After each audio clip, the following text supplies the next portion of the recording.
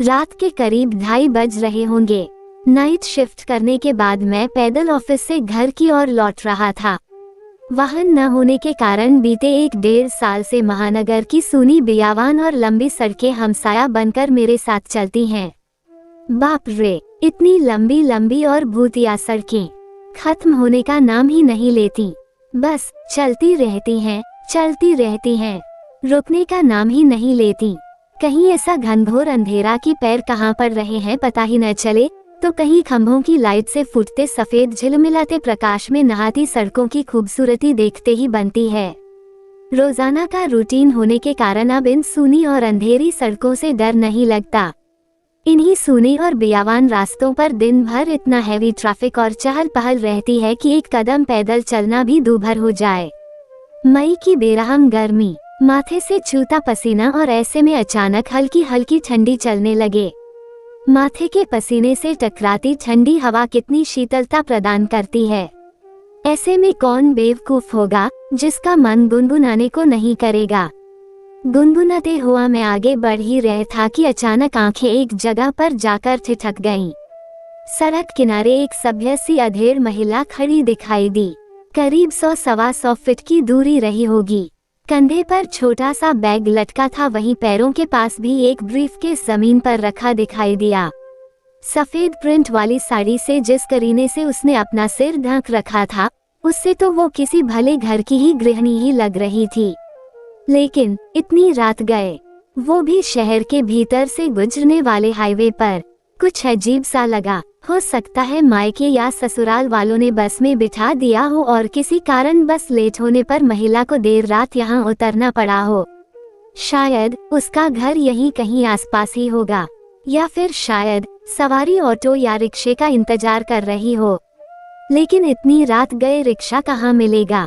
शायद घर का कोई परिजन गाड़ी लेकर आ रहा होगा। शायद शायद शायद सोचते हुए मैं उसके बहुत करीब आ गया। नजरों से नजरें टकराए, मगर वो जरा भी नहीं झेंपी।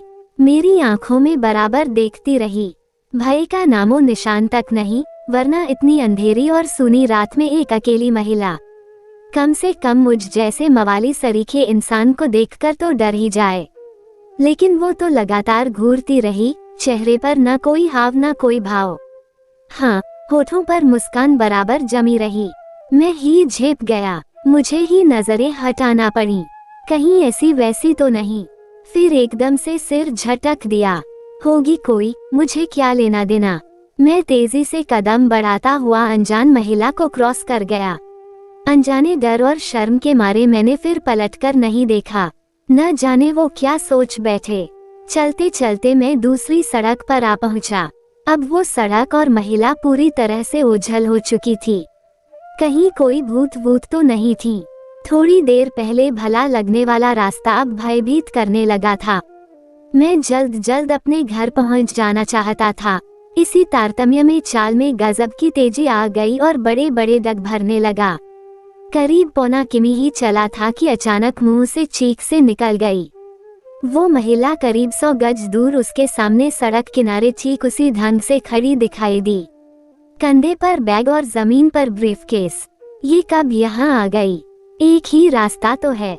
न कोई गाड़ी निकली और न ही वो पैदल दौड़ती हुई मुझसे आगे निकल गई। मेरा पूरा शरीर मारे डर के पसीने से तरबतर हो गया। लगा कि आज की रात आखिरी रात है। वो भूतिया औरत कुछ देर में मुझे चबा चबा कर खा जाएगी। मैं बेतहाशा भागा, इतनी तेज कि पता ही नहीं चला कि वो औरत कब पीछे रह गई। भागता रहा और सीधे घर पर जाकर ही रुका। सांसें धड़कनी सी चल रही थीं। घर के बाहर ही कुछ पल खड़ा रहकर अपनी सांसों पर कंट्रोल किया। अगले दिन शाम करीब 5 बजे ऑफिस पहुंच गया। एक बुजुर्ग कर्मचारी को रात का सारा घटनाक्रम सुना डाला। हंसते हुए बोले, नूर चचा, अरे कहीं बूचखाने के पास की बात नहीं कर रहा? बूचखाना? मैं बुदबुदाया। हाँ, बूचखाना, स्लाटर हाउस, जहाँ जानवर कटते हैं। बेटा, वो सड़क बहुत खतरनाक है। बहुत हादसे होते हैं वहाँ। तेज रफ्तार बड़ी गाड़ियों ने बहुत सारे लोगों को कुचला है। सुना है कि कई साल बस का इंतजार कर रही एक औरत को भी एक ट्रक ने रौंद डाला था। तुझे ही नहीं, बहुत सारे लोगों को दिख चुकी है। लेकिन बेटा, भली औरत की रूह लगती है, कभी किसी को नुकसान नहीं पहुंचाती। मैं हैरान था और परेशान भी। अब कैसे निकलूंगा उस रास्ते से रात में पैदल? और एक आत्मा, औरत की रूह से आमना सामना हुआ है मेरा, वो भी भली औरत की रूह।